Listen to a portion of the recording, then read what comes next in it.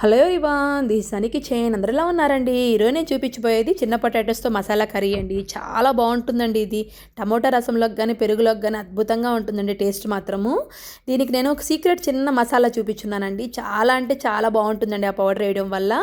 మీరు ఎక్కడ స్కిప్ చేయకుండా చూస్తే అదేం పౌడర్ కూడా మీకు తెలుస్తుంది. ఫస్ట్ నేను ప్రాసెస్లోకి వెళ్దామండి. దీనికి ఫస్ట్ చిన్న పొటాటోస్ తీసుకున్నాము.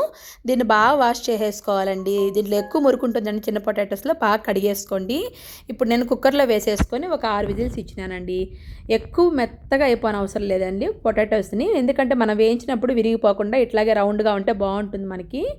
ఇప్పుడు పొటాటోస్ ఉడికిపోయినాయి కదా, దీనిపైన అంతా నీట్గా తోలు రిమూవ్ చేసేసుకొని ఇప్పుడు దీనికైనా మంచి మసాలా చూపిస్తాను అన్నా కదా, సీక్రెట్ మసాలా. అదేంటో ఇప్పుడు చూడండి మీకు.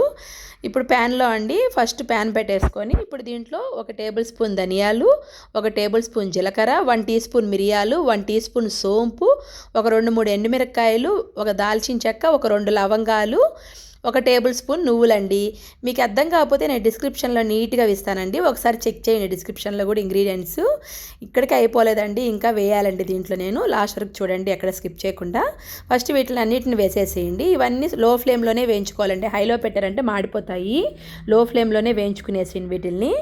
ఇవన్నీ వేగేటప్పుడు అండి దీంట్లో 1 టేబుల్ స్పూన్ పచ్చెనపప్పు, 1 టేబుల్ స్పూన్ వచ్చి ఉద్దిపప్పు అండి.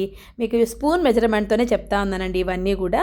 ఇవన్నీ బాగా వేయించేసుకోండి. లో ఫ్లేమ్లో పెట్టుకొని వేయించుకోవాలండి. హైలో పెట్టారంటే మాడిపోతాయండి. ఒకవేళ మీరు అన్నీ వేయించుకున్న తర్వాత లాస్ట్లో కూడా నువ్వులు వేయించండి, ముందే వద్దనుకుంటే. నేనైతే మొత్తం ఒకేసారి వేసేసి లో ఫ్లేమ్లోనే వేయించేసుకున్నాను. ఇట్లా స్లో ఫ్లేమ్లో వేయించేసుకొని బాగా వేగిన తర్వాత పక్కన తీసి పెట్టేసిండి. దీన్ని మంచిగా పౌడర్ చేసి పెట్టేసుకోవాలండి మిక్సీ జార్లో. ఇప్పుడు ప్యాన్లో వచ్చి 1 స్పూన్ వచ్చి ఆయిల్ వేసేసుకొని, మనం అప్పుడే ఉల్లగడ్డలు తోలు తీసి పెట్టుకున్నాం కదా చిన్న పొటాటోస్ని, వాటిని వేసి బాగా వేయించేస్తూ ఉన్నానండి. ఎప్పుడు కానండి ఇట్లా మనము కర్రీ అట్లా చేసుకున్నప్పుడు ఉల్లగడ్డల్ని ఫస్ట్ ఆయిల్లో మంచిగా ఫ్రై చేశారంటే మీకు మంచి కలర్ వచ్చేంతవరకు వేయించుకోవాలండి. అప్పుడే టేస్ట్ చాలా బాగుంటుందండి తినేటప్పుడు మాత్రము. చూసారు కదా, మరీ మెత్తగా ఉడికిపోయింది ఏమవుతుందంటే ఇట్లా వేయించినప్పుడు పిసిపిసా అయిపోతాయండి. అందుకని చెప్పినాను, మరీ ఎక్కువ ఉడకబెట్టకండి. ఇట్లా బాగా ఎర్రగా వేగిన తర్వాత పక్కన తీసి పెట్టేసుకొని అదే ప్యాన్లో ఇంకొక స్పూన్ ఆయిల్ వేసేసుకొని ఆవాలు జీలకర్ర వేసేసుకొని చిటపట అయిన తర్వాత ఇప్పుడు దీంట్లో ఎర్రగడ్డలండి, సన్నగా కట్ చేసిన ఎర్రగడ్డ మాత్రం 1 వేసేసేయండి. మీకు నచ్చితే ఈ ప్లేస్లో ఎండుమిరపకాయలు బదులు పచ్చిమిరపకాయలు కూడా వేసుకోవచ్చండి. కొంచెం స్పైసీగానే ఉండాలండి చెప్తా ఉన్నాను. చాలా బాగుంటుందండి, కారంగా ఉంటేనే భలే టేస్టీగా ఉంటుంది ఇది మాత్రము. మీకు నచ్చితే సన్నగా పచ్చిమిరపకాయలు కట్ చేసుకొని కూడా వేసుకోవచ్చు ఎర్రగడ్డల ప్లేస్లో. దాంట్లోనే కరివేపాకు, అల్లం వెల్లుల్లి పేస్ట్ అండి. అల్లం వెల్లుల్లి పేస్ట్ కూడా పచ్చివాసన పోయేంత వరకు వేయించుకోవాలి. కరివేపాకు కొంచెం ఎక్కువే వేసుకోండి, చాలా బాగుంటుంది ఫ్లేవరు. ఇవన్నీ వేగిన తర్వాత దీంట్లోనే కొంచెం వచ్చి పసుపు పొడి వేస్తూ ఉన్నానండి. ఒక 1/2 స్పూన్ వచ్చి పసుపు పొడి, 1 స్పూన్ వచ్చి కాశ్మీరీ చిల్లీ వేస్తూ ఉన్నానండి. ఇది వేయడం వల్ల కొంచెం కలర్గా ఉంటుంది, చాలా బాగుంటుందండి. మామూలు చిల్లీ పౌడర్ కూడా కొంచెం వేసుకోండి, కారం బాగుండాలని చెప్పాను కదా. ఇది కొంచెం అది కొంచెం 2 వేసేసుకోండి. ఇవి బాగా వేగిన తర్వాత దీంట్లో టమోటా పేస్ట్ అండి. చిన్న టమోటాలు ఒక 2 వేస్తూ ఉన్నానండి. నేను తీసుకున్న ఉల్లగడ్డలకి ఒక చిన్న టమోటాలు 2 కరెక్ట్గా సరిపోతాయండి. మరీ ఎక్కువ కూడా అవసరం లేదండి, టమోటాలు టేస్ట్ మారిపోతుంది. చిన్న టమోటాలు 2 సరిపోతాయి. ఒకవేళ మీరు ఉల్లగడ్డలు ఎక్కువ అనుకుంటే టమోటాలు కూడా కొంచెం పెంచుకోవచ్చండి, ఇంక్రీజ్ చేసుకోవచ్చు. ఇప్పుడు చిన్న టమోటాలు మంచిగా ప్యూరీ అండి, పచ్చివాసన పోయేంత వరకు వేయించుకోవాలండి. కొంచెం వాటర్ పోసేసుకొని కొంచెంసేపు మూత పెట్టేశారంటే బాగా మగ్గిపోతుందండి.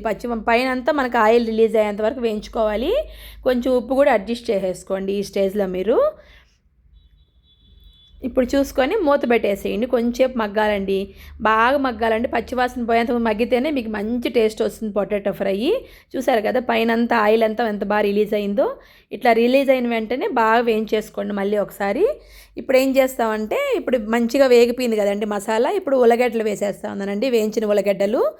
ఇట్లా ఎర్రగా అవ్వాలండి ఉల్లగడ్డలు ఎప్పుడు కానీ. ఇట్లా వేయిన తర్వాత అప్పుడే మనం మిక్సీకి కొట్టుకున్నాం కదా పొడి, నేను చూపించిన పొడి అంతా వేయట్లేదండి. నేనైతే ఒక 2 టేబుల్ స్పూన్లు, 2.5 టేబుల్ స్పూన్ దాకా వేసుకుంటా ఉన్నానండి. కరెక్ట్గా సరిపోతుందండి. పెద్ద స్పూన్తో ఒక 2 స్పూన్లు వేసుకుంటే సరిపోతుంది పౌడరు. మీకు ఇంకా కొంచెం కావాలన్నా వేసుకోవచ్చండి, మరీ ఎక్కువ అయిపోతుంది పౌడర్ అని నేను కొంచెం తగ్గించుకొని వేసుకుంటా ఉన్నాను. ఇవన్నీ వేసేసుకొని బాగా వేయించేసేసుకోండి. ఇప్పుడు దీంట్లో మనకు కావాల్సినంత వాటర్ పోసుకోవాలండి ఇట్లా వేయించుకునేసిన తర్వాత. ఎందుకంటే కొంచెం నీళ్ళు పోసేసుకుని ఉడకబెట్టుకున్నామంటే దాని మసాలా అంతా ఉల్లగడ్డలు బాగా పట్టి టేస్ట్ చాలా బాగుంటుందండి. నేనైతే ఒక చిన్న గ్లాస్ నిండుగా నీళ్ళు పోస్తున్నానండి.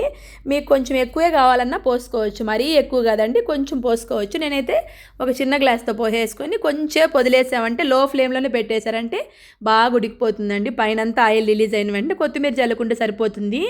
చాలా టేస్టీగా ఉంటుందండి. వేడి వేడి రసంలోకి కానీ పెరుగులోకి కానీ ఖచ్చితంగా ట్రై చేయండి. చాలా అంటే చాలా టేస్టీగా ఉంటుందండి. మీకు ఎలా వచ్చిందో నా కామెంట్ సెక్షన్లో కామెంట్ చేయండి. మీకు నచ్చితే లైక్ చేయండి, షేర్ చేయండి, సబ్స్క్రైబ్ చేయండి. లైక్ చేయడం మాత్రం మర్చిపోకండి. ఓకే అండి, బాయ్ అండి.